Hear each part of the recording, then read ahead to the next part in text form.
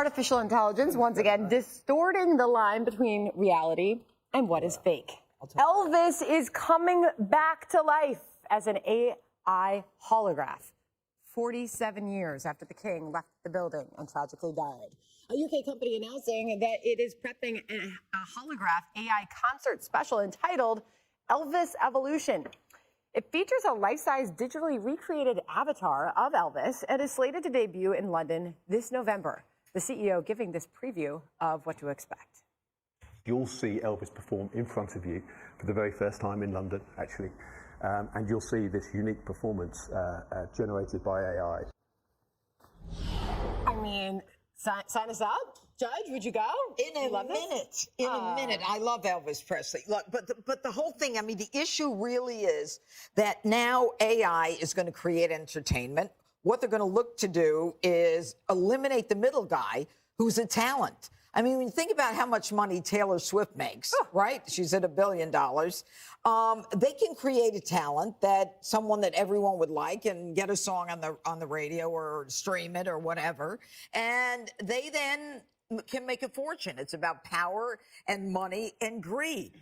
And then they've got robots that are doing our jobs. All right. And then social media is eliminating interpersonal communication. People don't talk on the phone anymore. I mean, it's almost like at some point they're going to eliminate humans. I mean, this could really, Jesse, bring him back to life. I wish he did come back to life because I'd take Greg Gutfeld to his concert with me and show him what the king really does. Greg slandered the king the other day in the commercial break, so I came prepared with some facts. Oh, great. Did you know who the greatest selling artist of all time was? It's the Beatles. Number two, Elvis Presley. Over 1 billion albums, 3 Grammys, 31 movies because he was an actor on the side. Spent the most time on the Billboard charts than anybody. Number 2, Frank Sinatra. Close second. The guy is a living legend, Greg. How dare you? I would demand a retraction. Okay. How do we know Elvis wasn't already a hologram? I mean, have you guys ever met Elvis? I can't wait for the hologram groupies. Like, what kind of rider does a hologram get? In the first Me Too case, I was assaulted by a hologram. Look, the problem here is he's dead. So the only benefactor are people not doing the actual work, your freeloading relatives. This is why I'm licensing my likeness now, so hologram Greg can perform while I'm alive and I can reap the deserved benefits. Because what's the point of having a hologram 5, because they will do that once we're all dead, just so Jesse's kids can get another boat. I'm not paying for your education. I should do multiple holograms so I could be on tour all over the country. That's what it's for. This is not for dead people. This is for us, so we can make more money because we're greedy little freaks. Jessica?